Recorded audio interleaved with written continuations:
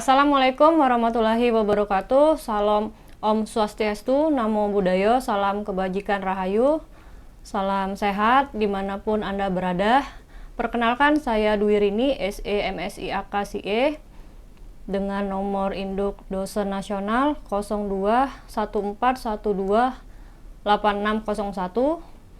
Saya merupakan salah satu dosen akuntansi Fakultas Ekonomi dan Bisnis, program studi S1 Akuntansi. Pada kesempatan ini, izinkan saya mempresentasikan PDD UKT PT di bidang pengajaran. Salah satu mata kuliah yang saya ampuh di semester 2024 strip 2025 dalam kurung 2025.1 tutup kurung itu adalah EKSI 4204 Analisis Informasi Keuangan. Dengan jumlah SKS-nya itu 3. Adapun capaian pembelajaran untuk mata kuliah dari EKSI 4204 Analisis Informasi Keuangan adalah 1. Mahasiswa mampu menyusun laporan keuangan sesuai ketentuan yang berlaku. Yang kedua, mahasiswa mampu menyusun laporan hasil analisis atas informasi keuangan dan non-keuangan dalam mendukung pengambilan keputusan dan pengendalian manajemen. Yang ketiga, mahasiswa mampu menjelaskan penggolongan informasi dan manfaat laporan keuangan, tujuan analisis keuangan, serta komponen laporan keuangan. Yang keempat, mahasiswa mampu menjelaskan prinsip akrual dalam laporan keuangan, manajemen laba, dan faktor makro yang mempengaruhi aktivitas bisnis. Yang kelima, mampu menjelaskan aktivitas bisnis perusahaan, model analisis informasi keuangan, serta teknik analisis informasi keuangan. Yang keenam, mampu menjelaskan pengertian jenis, manfaat perhitungan, dan interpretasi rasio keuangan. Yang kedelapan, mahasiswa mampu menjelaskan tujuan arus kas, sumber dan penggunaan kas, serta pengelompokan arus kas. Adapun metode pembelajaran yang harus dilalui oleh mahasiswa universitas terbuka, yaitu satu tutorial tatap muka, di mana teman-teman akan belajar secara langsung, atau bisa disebut sinkronus, di ruang tempat yang sama. Yang kedua, kalau tutorial webinar, teman-teman pembelajarannya itu bisa dari mana saja, ya, asalkan link jaringannya itu kuat, teman-teman. Ya, untuk jamnya itu sama, ya, yang berbeda cuma tempat dan ruangannya saja, ya, dimanapun Anda berada. Yang ketiga, itu bisa melalui tugas mata kuliah, teman-teman. Nah, tugas mata kuliah ini biasanya akan ada penguploadan tugas, ya, di mana kami akan memberikan waktu deadline kapan pengumpulan tugas tersebut. Nah, teman-teman, untuk kesepakatan yang kita lakukan dalam mengambil mata kuliah EKSI 4204 atau bisa disebut analisis informasi keuangan, di sini mahasiswa menjalankan tugas diskusi masing-masing sesi itu berdasarkan kesepakatan saat teman-teman mengklik kesediaan form. Nanti sebelum perkuliahan dimulai itu akan ada pengisian form di elearning.ut.ac.id. Jadi di sini akan memberitahukan teman-teman ingin mengikuti tutorial online itu per sesinya sebanyak 8 kali, ya. Dimana kesepakatan yang pertama itu teman-teman menjawab diskusi per sesi 1 sampai 8. Terus teman-teman akan dihadapkan dengan tugas, ya. Tugas wajib yang harus dikerjakan pada sesi 3, 5 dan 7, teman-teman. Nah, serta teman-teman harus memperhatikan waktu dan konteks jawabannya, ya. Itu harus sama, teman-teman, apa yang diminta di dalam tugas pertanyaannya, maka konteks jawabannya harus sama. Oke, kita mulai saja. Zoom-nya dari saya, teman-teman. Wabarakatuh, selamat sore mahasiswa dimanapun Anda berada. Waalaikumsalam. Waalaikumsalam. Waalaikumsalam. Posisi di mana, Nadia? Di rumah. Oh, di rumah. Oke, semangat ya. Ya, Bu. Oke. Baik, mahasiswa semuanya, bertemu lagi kita kembali ke dalam tutorial webinar di kelas saya, Ibu Dwi Rini, SE MSI AK CE sebagai dosen pengampu di semester genap 2024/2025. Ya. Kalau di UT itu semester 2025-1. Oke. Baik. Sebelum teman-teman masuk ke EKSI 4204, ya, alangkah baiknya teman-teman itu sudah membaca paduan mata kuliah EKSI 4204, ya. Bagian pendahuluan itu teman-teman sudah mengerti. Terus teman-teman sudah lanjut ke sesi-sesi berikutnya, ya, sampai dengan teman-teman sudah mengerjakan tugas baik itu di sesi 3, sesi 5, ya, sesi 5 itu tugas kedua, dan juga sesi ke-7 untuk tugas ketiga. Nah, dalam tutorial webinar ini kita akan membahas dan memantapkan pemahaman saudara tentang apa saja, teman-teman. Ibu akan izin share sebentar ya, presentasi Ibu hari ini. Materi modulnya itu tentang bentar.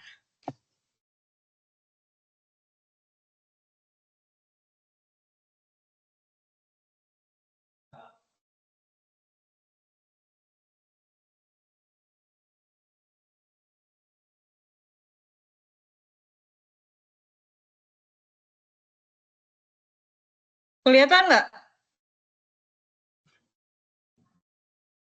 materi Ibu? Kelihatan, Bu. Kelihatan ya? Kelihatan, Bu. Tapi kok Ibu nggak ngelihat ini ya? Nggak ngelihat teman-teman ya?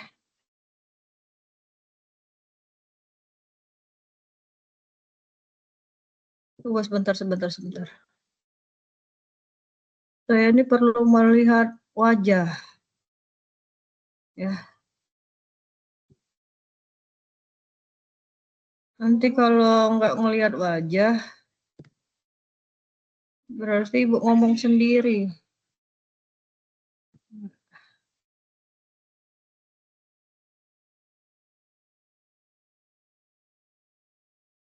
Oh, nggak bisa ya deh. Terus screen.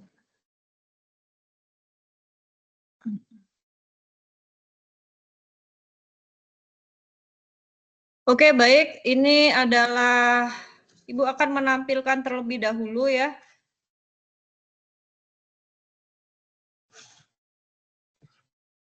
Rencana pembelajaran per semester kita ini ya, yang akan kita lalui ini, itu sebagai berikut. Ini tampilan Word-nya kelihatan ya.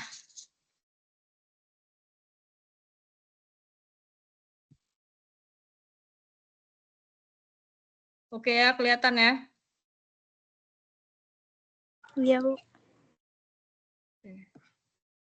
Baik, yang pertama ya, karena ini adalah mata kuliah analisis informasi keuangan, maka adapun hal-hal pembahasan dan pemantapan materi yang akan teman-teman lalui. Yang pertama itu adalah teman-teman harus tahu gambaran umum dan konsep dasar ya, analisis laporan keuangan.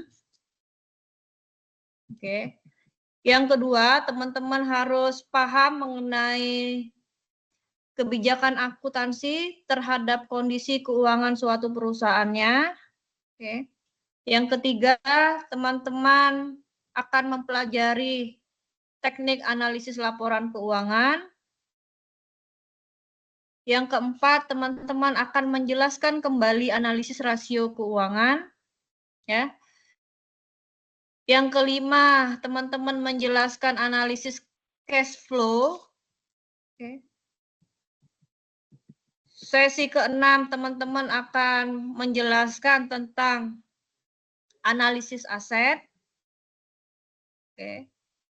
Setelah analisis aset, teman-teman akan maju ke modul analisis ekuitas dan kewajiban. Nah, nanti di pertemuan atau modul terakhir itu akan ada penjelasan bagaimana teman-teman membaca laporan keuangan dan bagaimana teman-teman merekomendasikan ke orang, ke temannya, atau ke keluarganya, ataupun ke perusahaan lain terhadap kondisi laporan keuangan suatu perusahaan tersebut. Ya, jadi ini bahan kajian yang akan dipelajari satu semester ya. Nih, satu semester. Oke, lanjut.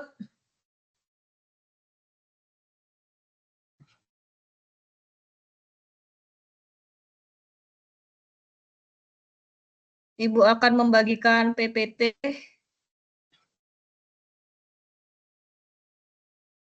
Ya, PPT saham. Oke, ini adalah diketahui nilai daripada saham biasa. Sedangkan diketahui ya, untuk saham preferen itu terdapat 1000 lembar dengan nilai pari sebesar $10. Oke, yang memiliki nilai wajar itu $12 per saham. Dengan jumlah lumsum ya, jumlah lumsum di sini adalah sekaligus ya, itu sebesar $30.000. Ya, lumsum untuk nilai wajarnya secara keseluruhan itu adalah $30.000. Nah, ilustrasikan bagaimana si perusahaan itu mengalokasikan $30.000 uang itu ya untuk 2 kelas saham. Maka nilai wajar saham biasa 1000 lembar dikali dengan nilai wajarnya $20, oke, sama dengan $20.000. Nih, langkah pertama. Langkah kedua, nilai wajar kemudian itu adalah saham preferen 1000 dikali $12 sama dengan 12.000. Keseluruhan nilai wajar antara kedua saham tersebut itu diperoleh $32.000. Maka ini 30 ya nilai wajar. Yang akan dialokasikan itu sebanyak 30.000 saja. Maka alokasi untuk saham biasa itu adalah 20.000 dibagi dengan 32.000, oke, dikali dengan 30.000. Ini ya. Sama dengan $18.750, teman-teman. Lanjut, alokasi untuk saham preferen itu sama dengan $12.000 per $32.000 dikali $30.000 sama dengan $11.250. Maka total alokasi ini ya, kalau teman-teman menjumlahkan dengan hati-hati, dengan benar, akan memperoleh sebesar 30.000. Pas ini, sesuai, balance dengan alokasi yang diminta oleh perusahaan. Oke. Ini adalah metode proporsional yang teman-teman akan lakukan jikalau teman-teman itu memegang suatu jabatan. Jadi kalau ada di perusahaan skala besar ya teman-teman, ada yang namanya posisi treasury, saham treasury. Ada lagi saham treasury atau saham. Maka teman-teman harus bisa mengalokasikan hal tersebut. Nah, ini adalah yang kedua, metode inkremental, teman-teman. Metode inkremental di sini soalnya masih sama, akan tetapi mungkin caranya ya. Kita lihat di sini aja caranya berbeda ya. Kalau tadi itu kan agak lebih panjang ya. Tapi kalau yang inkremental di sini tidak, teman-teman hanya penerimaan lumsum sama dengan $30.000 ini di soal. Oke. dialokasikan ke saham biasa. Oke, 1000 lembar dikali $20 itu sama dengan $20.000. Nah, ini alokasi untuk saham biasa sebesar 20.000. Maka untuk alokasi ke saham preferred itu diambil sisanya saja, diambil selisihnya sebesar $10.000. Ini adalah untuk sisa yang akan dialokasikan ke saham preferred. Ya, dia hanya mengambil selisih berapa lumsum, berapa alokasi saham biasa. Oke ya teman-teman, kita lanjut ya. Nah, berikut ini adalah saham yang diterbitkan dalam transaksi non-kas. Kalau saham yang diterbitkan dalam transaksi non-kas, ya teman-teman, maka transaksinya ya bisa dalam bentuk properti. Ya. Properti di sini bisa tanah, oke. Jadi saham yang diterbitkan dalam transaksi non-kas bisa dalam bentuk tanah, ya, bisa dalam bentuk properti, kondominium.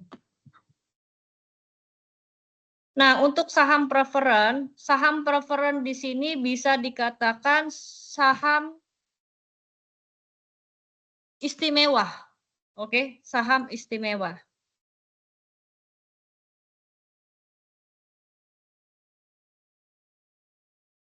Nah, di sini nah biasanya saham preferred itu karena dianya istimewa, perusahaan itu dapat menyertakan preferensi atau batasan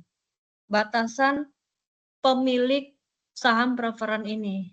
Jadi masyarakat umum itu ya kalau saham biasa Ibu dan teman-teman yang hadir di sini bisa menjadi pemilik saham suatu perusahaan yang di Bursa Efek Indonesia itu bisa. Walaupun presentasenya itu cuma 0,0000 sekian kayak itu ya. Enggak sampai 10% lah. Kalau preferred di sini karena terbatas penerbitannya ya. Jadi pada setiap kombinasi saham preferred ini dan penerbitannya selama tidak melanggar secara spesifik terhadap hukum penggabungan dalam negara tersebut. Nah, di sini contoh saham preferred untuk akuntansi penjurnalannya itu kurang lebih sama ya dengan yang saham biasa, cuman penamaannya aja yang dibedakan. Oke. Jadi di sini asumsikan bahwa Bishop Company menerbitkan 10.000 saham preferred, lembar saham preferred dengan nilai parinya itu 10 euro seharga 12 euro per saham. Ya. Jadi kalau nilai nominal itu adalah nilai pari itu adalah nilai nominal, seharga kalau misal seharga di sini yang 12 euro ini adalah nilai wajar. Oke, nilai wajar. Nah, Bishop atau perusahaan akan mencatat penerbitannya kas di sebelah debit sebesar 10.000 euro. Oke. Modal saham preferred dikredit sebesar 100.000 dan premi saham preferred itu dikredit sebesar 20.000 euro, teman-teman. Silakan teman-teman kalaupun ada pertanyaan tentang saham biasa dan saham preferred ataupun tentang jenis-jenis perusahaan tadi silakan. Kalau ada yang kurang dimengerti silakan teman-teman.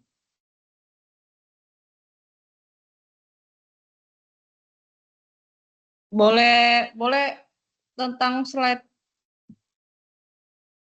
analisis ekuitas juga boleh silakan.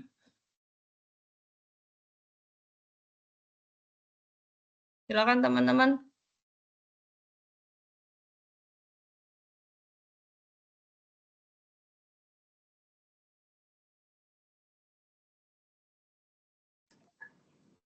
Maaf Bu, mau tanya. Ya, silakan. Tadi kan sempat dijelaskan kalau untuk saham biasa itu semua orang bisa mendapatkan saham biasa Iya. karena rata-rata sahamnya tuh di bawah 10% kan. Nah, Mm-mm. apakah ada kemungkinan eh, orang-orang biasa itu bisa mendapatkan saham preferen tadi? Oh, saham preferen. Iya. Nah, untuk saham preferen itu bisa dimiliki oleh orang-orang lain, orang-orang biasa, masyarakat umum, jikalau ketentuan daripada biasanya sih pendanaannya agak lebih besar dianya. Terus kita itu diminta membeli bisa sampai ribuan lembar saham. Malah bisa 10.000 lembar saham preferen. Baru bisa dikatakan ini apa?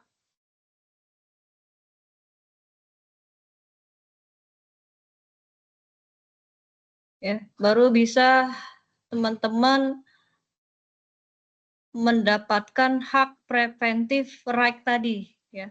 Di mana teman-teman bisa satu memilih direktur ya, memilih direktur perusahaan. Yang kedua, di mana teman-teman ini bisa mengikuti rapat umum pemegang saham. Karena ini dominan ya teman-teman, jadi kalau teman-teman ada dana besar ya di atas bisa ratusan juta ya bisa membeli saham preferen itu. Tapi kalau teman-teman itu pendanaannya itu kecil ya maka saham biasa. Kalau kemarin Ibu pernah di tahun 2009 itu kalau pengalaman Ibu ya tahun 2009, 2008 zaman pemerintahan Susilo Bambang Yudhoyono itu kami membeli saham biasa dengan pendanaannya itu pendanaan pribadi 30 juta dulu. Itu minimal terendah baru bisa beli saham biasa dulu 30 juta. Nah, kalau saham preferen berarti bisa miliaran, teman-teman. Baru teman-teman bisa dikatakan atau mengikuti hak preventive right tadi. Itu. Tapi kalau sekarang sih ini bursa efek ini kan sudah bisa membolehkan mahasiswa dengan modal berapa sekarang? 100.000, 500.000 tuh teman-teman bisa beli saham kalau sekarang. Kalau kemarin itu di tahun 2009 sampai dengan di bawah 2015 itu minimal teman-teman harus mempunyai modal 25 sampai dengan 30 juta.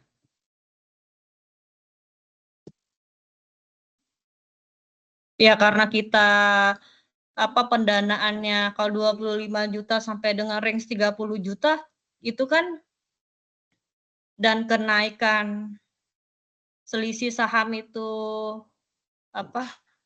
tidak kalau dulu itu di tahun 2005 itu tidak dipatok. Kalau sekarang kan dipatok, teman-teman. Ya. Ya. Nilai wajar atau nilai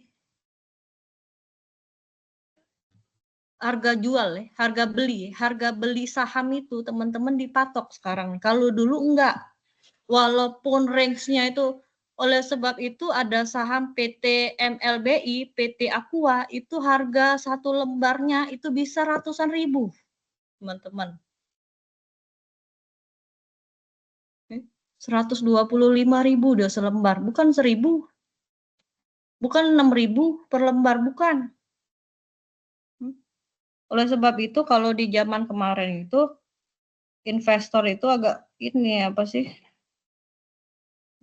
agak hidup mereka ininya papan bursanya. Kalau sekarang kan nggak terlalu hidup. Betul. Tadi siapa yang bertanya ya? Tadi siapa ya? Mercy ya? Iya Bu, Mercy. Iya, itu Mercy. Bisa Mercy, pendanaannya harus besar tapi yang pro preferan. Oke, yang lain silakan. Lanjut ya, kita lanjut tampilan selanjutnya. Ini adalah tampilan penyajian ekuitas teman-teman. Ya, slide Ibu kelihatan nggak sih? Ganti-ganti nggak? Atau ini slide-nya ganti nggak? Ganti ya? Karena Ibu ada baca di grup ada yang terganti slide-nya, slide Ibu terganti, ada yang mandek. Enggak ya, terganti ya. Kalau terganti Ibu teruskan. Kita teruskan ya. Kita teruskan. Nah, ini adalah tampilan laporan perubahan ekuitas, teman-teman. Nah, ini adalah puncak daripada materi kita, yaitu analisis ekuitas, teman-teman. Teman-teman di sini ya diminta akan ada tugas ya. Tugas di mana teman-teman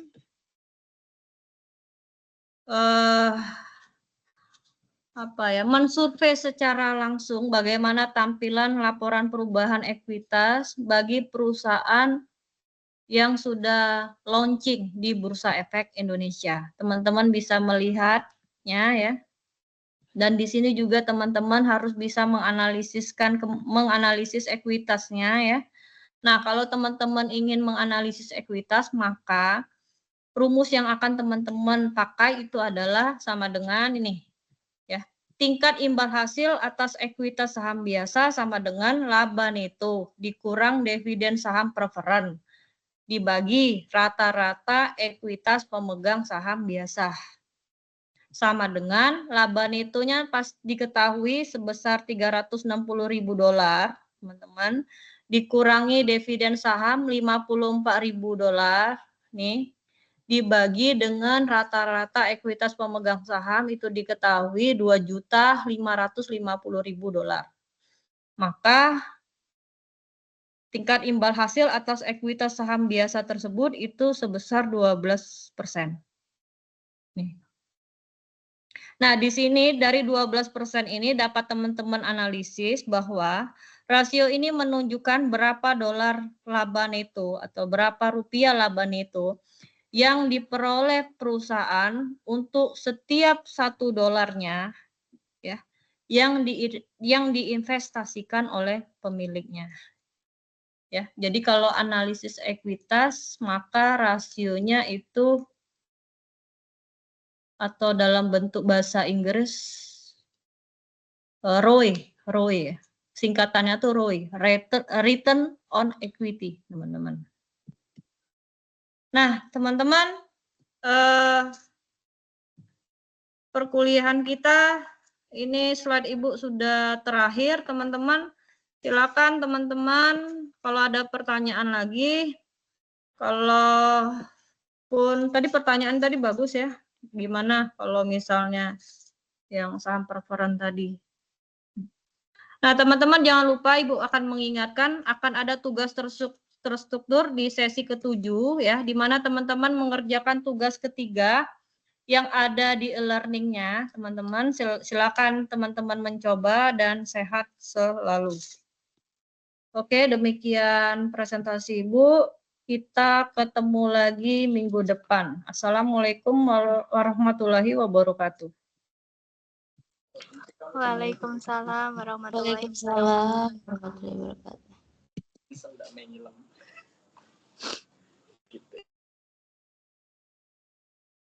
Oke, izin live ya teman-teman. Nanti kita ke grup ya. Ya Bu. Oke.